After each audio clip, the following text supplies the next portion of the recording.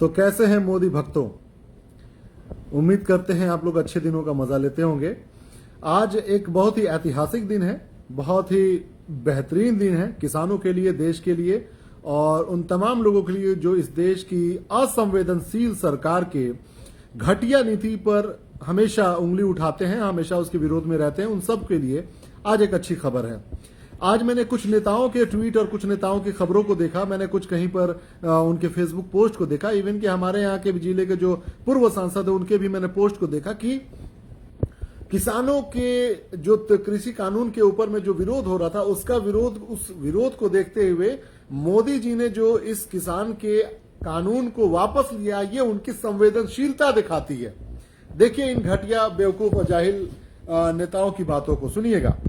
अब मुझे ये समझ में नहीं आता संवेदनशीलता किसको कहते हैं। संवेदनशीलता कहते हैं जब आपको किसान 700 किसानों की हत्या करके, मैं तो हत्या ही कहूंगा, उनकी बलि चढ़ाकर उनकी मौत के बाद अगर आप ये कानून वापस लेने की बात कर रहे हैं, जब तक हालांकि ये पार्लियामेंट में हर तरीके से इसके खिलाफ में इस बिल को रद्द न कर दिया जाए, तब तक इस झूठे मक्कार और ये चूंकि यूपी के इलेक्शन होने वाला है, ऐसे धुरतों के बातों पर और वादों पर बिल्कुल यकीन करने की जरूरत नहीं है।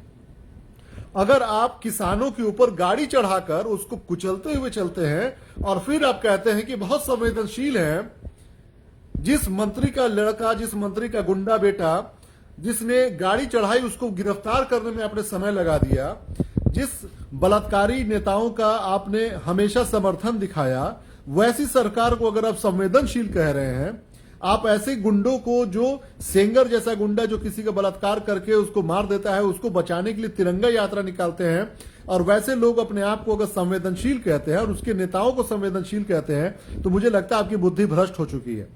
आपको इलाज कराने की आवश्यकता है। आप हर तरीके से दिवालिया हो चुके हैं, आप मानसिक रोगी हो चुके हैं। ये संवेदनशीलता नहीं कहलाती है, ये मजबूरी कहलाती है। घुटनों पे आकर अपना जो घमंड है ना, वो टूटना कहलाता है। और ये किसानों ने साबित कर दिया, इस देश के किसानों ने साबित कर दिया, इस देश की एकता ने साबित कर दिया कि तानाशाही नहीं चलेगी इस देश में, गुंडा राज नहीं चलेगा इस देश में। क्या विडंबना है भाई, जो दंगाइयों का मतलब कि हेड रहा है वो देश का पीएम बन जाए, और जो तड़ीपार रहा है वो गृह मंत्री बन जाए, जो बलात्कारी हैं वो मंत्रिमंडल में बैठ जाए। ये इसी देश में संभव है। और ऐसे लोगों को चुनना और ऐसे लोगों को संवेदनशील कहना, ये इससे बड़ी बेवकूफी की बात नहीं हो सकती है। मतलब इससे बड़ी शर्मनाक बात क्या होगी कि 700 से ज्यादा किसानों ने अपनी आहुति दी, बलि चढ़ गए, उनकी हत्या कर दी गई और गाड़ी चढ़ा के उनको मार दिया गया। ये धूर्त कहलाते हैं, ये धूर्त लोग हैं। ये आईटी सेल वालों के लिए जूते भिंगाकर आप तैयार रखिए, वो भी पुराने वाले चमड़े के जूते थूकिए और इन आईटी सेल वालों को और अंधभक्तों को जूता भिंगा के मारिएगा। जहां ये बोलते हुए नजर आए कि देखिए मोदी जी का बड़ा मास्टर स्ट्रोक है, किसानों की भलाई के लिए फैसला कर दिया उन्होंने, तो ऐसे अंधभक्तों को और इन धूर्तों को जूता से मारिएगा। ये बहुत जरूरी है आज की तारीख में। इसी चीज की कमी की वजह से ये देश के अंदर में आग लगाए बैठे हुए हैं ये कमीने।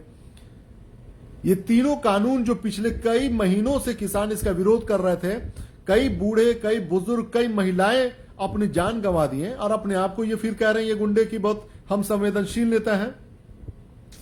मतलब अजीब अजीब विडंबना है, अजीब शर्मनाक बात है ये। अब देखिए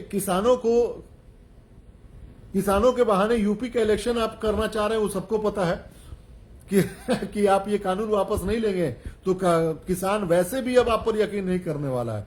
किसान वैसे भी अभी जो है किसी भी तरीके से, क्या किसान या कोई भी भारत का सच्चा नागरिक, कोई भी भारतीय जो असली भारतीय है, जो असली मुसलमान, जो असली हिंदू, जो असली सिख है, वो कभी भी ऐसी घटिया नीति करने वाले, तोड़ जोड़ करने वाले और फूट डालो राज करने वाले नेताओं के ऊपर में यकीन नहीं करने वाले हैं। ये इनको पता चल चुका है, पिछले 7-8 सालों का जो शासन रहा है भाजपा का, इनको पता चल गया है कि इनका तोड़ो और शासन करो के अलावा इनका कोई दूसरा मकसद नहीं है। लोगों को हिंदू मुसलमान के लिए कुंठित कर दो, मानसिकता उनकी खराब कर दो, बीमार कर दो लोगों को। नाम बदलने का एक चला हुआ है ड्रामा, उससे क्या उखड़ जाएगा, क्या बिगड़ जाएगा, कुछ समझ में नहीं आता है। क्या उससे किसी समाज का लेना देना है, उससे कोई समझ में नहीं आता है। कितने भूखे जो हैं, जो कुत्ते जिनके लाशों को नोच रहे थे कोरोना काल में, जिनकी मौतें हुई थी, उनके घर वालों को क्या उससे संतावना मिल गई, जब आप हजारों करोड़ रुपए लगाकर किसी जगह का स्टेशन का नाम बदलते हैं, किसी मुसलमान नाम को देखकर आपको चिढ़ और चुलबुली और खुजली होना शुरू हो जाता है, उसके लिए हजारों करोड़ उड़ा देते हैं। लेकिन अगर हॉस्पिटल बनाने की जरूरत पड़ती है, लोगों को मरने से बचाने की जरूरत पड़ती है कि लाशों को नदी में ना तैरना पड़े, कुत्ते ना नोच के खाएं, गिद्ध ना नोच के खाएं, ऐसे में पैसा खर्चा नहीं होगा, हॉस्पिटल नहीं बनेगा। लेकिन मानसिक कुंठा देखिए कहां तक पहुंच चुकी है। इस बीमारी को आप समझिए कहां तक पहुंच चुकी है कि ये बीमारी में ये आपको दिखाने की कोशिश कर रहे हैं कि भाई मैं एक मुसलमान समुदाय से इतना नफरत करूंगा, चाहे कुछ भी हो जाए, हजारों की आहुति देना पड़ जाए, बलि देना पड़ जाए, मार देना पड़ जाए, लेकिन हम इनसे नफरत दिखाएंगे। और उसी में कुछ अंधभक्त हैं, कुछ जाहिल हैं, ऐसा लगता है कि वाह वाह वाह वाह वाह, हमारे मतलब हिंदू हृदय सम्राट बहुत बड़े एक नेता मिल गए हैं, बहुत बड़े कामयाब इंसान मिल गए हैं, ये हमारी भला कर देंगे। लेकिन ये समझ नहीं पा रहे हैं कि 30 करोड़ की आबादी जो रोज एक वक्त की रोटी भी सही से नहीं कमा पाती है, वो सबसे ज्यादा दूसरे ही समाज के, बहुसंख्यक समाज के लोग हैं। जो 80 करोड़ के लोग जो मोदी जी दावा कर रहे हैं ना, 80 करोड़ को हमने चावल डाल दिया है, सोची वो बहुत बड़ी बात नहीं है। 80 करोड़ के लोग गरीबी रेखा के नीचे आ गए हैं, ये सोचने वाली बात है। और 80 करोड़ लोग कौन हो सकते हैं वो आपको भी पता है। किन की लाशें तैर रही थी, किन को हॉस्पिटल सही से नहीं मिल पाता, किन के लिए सड़कें नहीं है, किन के लिए स्कूल नहीं है, किन के लिए आपको किसी भी तरह का स्वास्थ्य सुविधाएं नहीं है, वो आप सबको पता है। लेकिन यहां पर आपको हिंदू मुसलमान में उलझा देना है, त्रिपुरा में घटना करवा देना है, वहां पे दंगा फसाद करा देना है और मीडिया के जरिए वो खबर को यूपी में पहुंचा देना है, ताकि यूपी में लोगों का मिजाज बने के वाह वाह देखो टाइट कर रहे हैं अब्दुल्ला को टाइट किया जा रहा है ना। और पता नहीं चल रहा है कि टाइट हो कौन रहा है। जो मस्ती में कल थे वो मस्ती में आज भी है, सारे जितने भी भारतीय हैं, चाहे वो मुसलमान हो, चाहे सिख हो, चाहे ईसाई हो। लेकिन किसका टाइट हो रहा है, किसकी चूड़ी कसी जा रही है, वो सबको पता है। जाके यूपी में आप देख लीजिए, कुत्तों जैसी हालत हो चुकी है इन अंधभक्तों की, जहां पे न दर के हैं, न घाट के हैं, न घर के हैं। फिर भी लेकिन ये जो अंधभक्ति इनकी खत्म नहीं हो रही है। किसानों का ये जो कृषि कानून है, इसका वापस होना, ये कोई संवेदनशीलता नहीं है। 700 किसानों की हत्या हुई है, 700 किसानों की आहुति चढ़ाई गई है, बलि चढ़ाई गई है, तब जाकर ये कृषि कानून को इनको मजबूरी में ऐलान करना पड़ा है। जब तक वैसे ये संविधान ये पार्लियामेंट के अंदर में इसको किसी भी तरीके से रिपील ना किया जाए, खत्म ना किया जाए, तब तक किसानों को इस पे अड़े रहने की आवश्यकता है। और हर भारतीय, हम सब साथ हैं उनके। ये सरकार हर तरीके से नाकाम साबित हुई है, विफल साबित हुई है और घटिया लोगों को इन लोगों ने बढ़ावा दिया है। बलात्कार करने वालों को बचाने का काम किया है, हत्या करने वालों को बचाने का काम किया है, मानव अधिकार के साथ खिलवाड़ करने का काम किया है। किसी की हत्या करके आप उसके लाश को रातों रात जलवा दे रहे हैं। बच्ची का यूपी में बलात्कार हुआ था, आपने देखा किस तरीके से रातों रात उसकी लाश को जलवा दिया गया। पाल घर का मामला जो सामने आया था, उसमें भीड़ की हत्या को कितना मीडिया ने चलाया था, लेकिन वहीं पर सैकड़ों लोगों की हत्या कर दी गई है यूपी में। उसमें पंडित भी रहे हैं, उसमें बहुत सारे लोग दलित समाज के रहे हैं, मुस्लिम समाज के रहे हैं। घोड़ी चढ़ने पर किसको मारा पीटा गया, ये इसी समाज, इसी सरकार की देन है, ये इसी भाजपा सरकार की देन है, ये इसी 56 इंची मोदी की सरकार की देन है। इनका 56 इंच घट के 26 इंच का हो जाता है जब चाइना हमारे देश के अंदर में घुस के अपना गांव बसा लेता है। तब इनका जो 56 इंच 26 इंच का हो जाता है। जब नेपाल हमारा से 7100 एकड़ जमीन को पकड़ के बैठ जाता है, इनकी मुंह से बकार तक नहीं निकलता, आंखें लाल नहीं हो पाती है, पीली होकर बिस्तर में घुस जाते हैं, सो जाते हैं। और वो 18-18 घंटा काम करने वाले लोगों को मतलब घूमने का इतना मौका मिल जाता है कि कभी ये मंदिर कभी वो मंदिर, सिर्फ इसलिए कि लोगों को बेवकूफ बनाया जा सके कि देखो भैया बहुत बड़े धार्मिक नेता इनको मिल चुका है। इतना बड़ा ये झूठा और इतना बड़ा मक्कार अगर आज के नेता जितना दिखाई दे रहे हैं सत्ता में बैठे हुए, ऐसे मक्कारों की वजह से जितना देश को नुकसान है। अपने ऑफिस बनाने के लिए इनके पास समय था, अपना ऑफिस बनाने के लिए इनके पास हजारों करोड़ का पैसा था, अपना ऑफिस हर शहर में बनाने का इनके पास पैसा था। दिल्ली में जाके देखिए कई 100 करोड़ का इन्होंने अपना आवास बनवाया, ऑफिस बनवाया है। अपने लिए स्पेशल एयरक्राफ्ट इन्होंने तैयार करवाया है, पता नहीं 8,500 करोड़ का कि कितने हजार करोड़ का। इन्होंने अपने लिए जो फायदा उठाना था सब इन लोगों ने किया है। अपने सातों पुश्त के लिए इन्होंने पैसा तैयार कर लिया है। और लोग कहते हैं कि मोदी करेंगे क्या।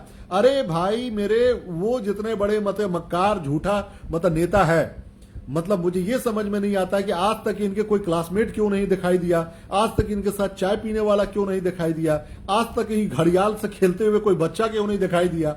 इतना बड़ा झूठा, इतना बड़ा मक्कार इस देश में अगर कोई नेता है तो वो आज की सरकार में बैठे हुए कुछ नेता है। बड़े शर्म की बात है, किसानों ने इनकी औकात बता दी, इस जिले इलाही को इन्होंने घुटनों के बल ला दिया। और अगर शर्म बाकी होगी तो उनको इस्तीफा दे देना चाहिए। और जितने भी नेता जो किसानों के हाथों पिटे थे उनको तो सबसे पहले भाजपा से इस्तीफा दे देना चाहिए था कि जब इनको वापस ही कराना था तो इन लोगों को पिछवाड़े लाल क्यों करवाया किसानों के हाथों, है ना। किसानों ने कई नेताओं को पीटा था ना, तो सोचने की आवश्यकता है कि इन किसानों को के हाथों पिटने के लिए नेताओं को आगे क्यों नहीं किया गया। मोदी ने कहा था कि भैया हमको इतना दिन का समय दीजिए, नहीं मिलता तो आप जिस चौराहे पे बुलाइएगा हम उस चौराहे पे आ जाएंगे। क्या हुआ, न काला धन वापस हुआ, न किसानों का हालत सही हुई, न लोगों को रोजगार मिला, न किसानों को मतलब इतना तंग किया गया कि उनकी आमदनी दुगुना तिगुना तो छोड़िए, जो कमाते थे वो भी बर्बाद हो गया। इन झूठों और मक्कारों की जो सरकार है ये आए दिन देश को बर्बाद करने वाली है। आए दिन ये मोदी ये जो जोगी की सरकार है ये झूठों की सरकार है, मक्कारों की सरकार है, गरीब की विरोधी है। ये गरीबी हटा नहीं रही है, गरीबी को ये लोग मारने की कोशिश कर रहे हैं। पर्दा टंगवा देते हैं जब कोई घूमने आता है तो। बड़े शर्म की बात है, चीयर लीडर्स बने घूम रहे थे डोनाल्ड ट्रंप के इलेक्शन में और न जाने कहां कहां। विदेश नीति में देश को नाम बर्बाद कर दिया। चाइना देश के अंदर घुसा चला जा रहा है, नेपाल देश के अंदर घुसा चला जा रहा है। लेकिन अफसोस की बात, ना मीडिया, दलाल मीडिया, ना गोदी मीडिया इस पर कुछ बोल रही है, ना ही इन बेशर्मों को शर्म है कि ये इस्तीफा दे दे। बहुत सारी बातें हैं बोलने के लिए, लेकिन बोला जाएगा तो बहुत दिन निकल जाएगा। लेकिन 700 किसानों की आहुति के बाद से इस बेशर्म सरकार ने अगर मतलब इस कानून को खत्म करने की बात करी है तो ये एक किसानों की ऐतिहासिक जीत है। और इन बेशर्मों की, इन जाहिलों की और इन सत्ता में बैठे हुए तानाशाहों की एक बेशर्मी वाली मतलब आप कह सकते हैं बात है, और इनके लिए डूब मरने वाली बात है। इस्तीफा देने की आवश्यकता है। 700 लोगों को नाहक इन लोगों ने मार दिया, किसानों को बर्बाद कर दिया और लोगों को परेशान कर दिया। इनको कई 100 करोड़ रुपए का इनको खेती ना करने की वजह से नुकसान हुआ, परिवारों को नुकसान हुआ, जान माल की नुकसान हुआ। इसकी भरपाया कभी नहीं किया जा सकता है, जो कि इसका इल्जाम सीधा सीधा इस भाजपा और मोदी सरकार के ऊपर ही है। बहुत बहुत धन्यवाद, अपना ख्याल रखिए। जय हिंद।